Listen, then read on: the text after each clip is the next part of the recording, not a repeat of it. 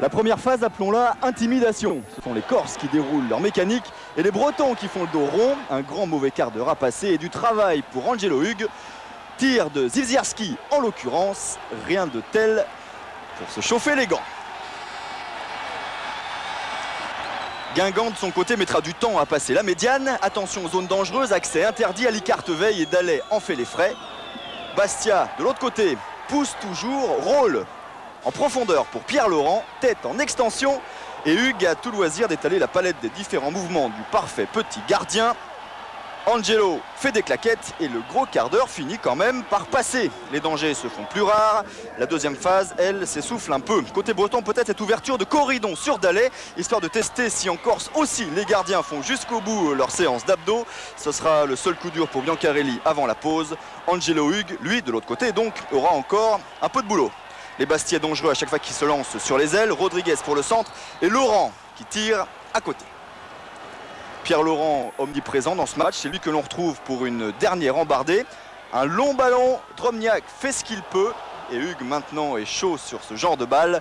Illustration parfaite de la belle domination bastiaise en première période, mais toujours 0-0 à la pause. Le temps peut-être quand même de vous montrer que Fouriani a démarré les travaux de ses prochaines tribunes. Ça sera sûrement beau et grand, mais pour l'instant, il faut du jeu pour séduire.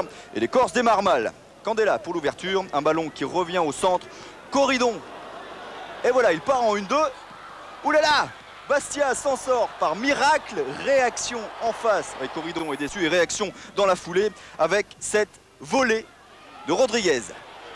Bon, c'est chouette, la seconde période prend un beau relief. Rodriguez juste à côté. La suite sera en rouge, s'il vous plaît. Les Bretons plus accrocheurs. Corridon encore pour Gravelaine. Oh là là, Gravelaine qui lui a déjà réussi beaucoup plus dur. Les Corses baissent la garde et ils ont tort. Il reste 2 minutes à jouer. Les Rouges ont encore du jus dans les jambes. Carnot devant, rapide, 3 défenseurs sur lui. Et c'est Gravelaine qui finit par marquer. Personne n'était là pour le contrer. Et voilà comment Bastia s'incline à domicile. Un petit but suffit pour le bonheur de Smerik. Hey, vous n'avez pas vu la course qu'ils ont fait? C'est doucement, doucement, doucement.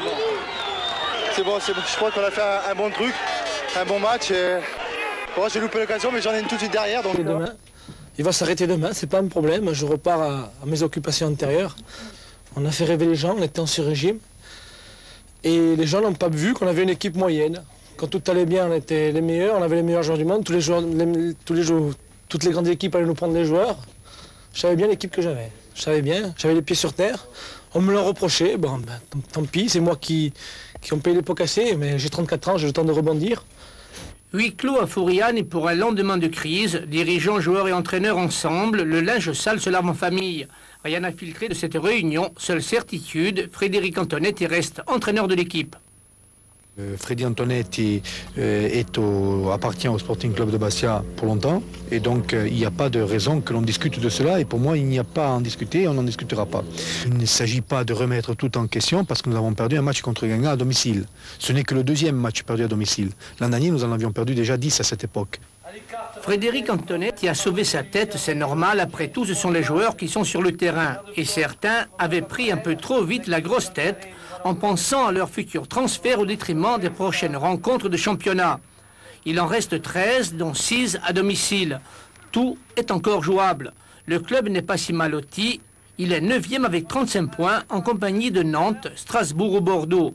Et la marge est suffisante pour assurer dans un premier temps le maintien parmi l'élite du football français. Alors après les défaites de Blénaud et de Guignon, le Sporting espérait bien hier soir inverser la tendance. Les Bastiais se sont inclinés à la dernière minute malgré leur détermination. Il reste 50 secondes à jouer. Les défenseurs bastiais sont une nouvelle fois mal placés. Carnot récupère, petite passe à Gravelaine et Guingamp repart avec les 3 points de la victoire. Inespéré mais logique. Nous n'avons pas une équipe pour jouer finalement là où nous pensions. Il faut rester humble et je crois que là nous avons besoin de travailler parce qu'on a commencé à rêver et on n'avait pas les moyens de nos rêves. Voilà donc les Bastiais revenus sur terre après une reprise catastrophe, un seul point en 3 rencontres et une élimination humiliante en Coupe de France à Blénaud. Pourtant hier à Fouriani, le public s'était remis à rêver, les Bleus ont dominé mais il y avait face à eux un certain Angelo Hugues, il a tout arrêté. 20e minute, il détourne en corner une tête de Pierre Laurent. Même scénario 5 minutes plus tard avec ce ballon de Drobniak qui prenait le chemin de la lucarne. Encore Angelo Hugues pour ce tir de Pierre Laurent à bout portant. En fin de première mi-temps, Guingamp en profite pour inquiéter Biancarelli, bien sorti devant Dallet. La deuxième période sera bretonne. Guingamp va se créer les meilleures occasions. La plus nette sera la 60e minute. 1-2 rapide. Carnot, Corridon, le ballon finit sa course sur le montant droit de Biancarelli. Encore Corridon qui va donner un ballon en or à Gravelaine. Le but est vide, il tire à côté. La troisième occasion sera la bonne pour l'avant-centre breton. Carnot s'enfonce dans la défense corse. Petite passe à Gravelaine. À Guingamp, la bonne affaire de cette 25e journée du championnat.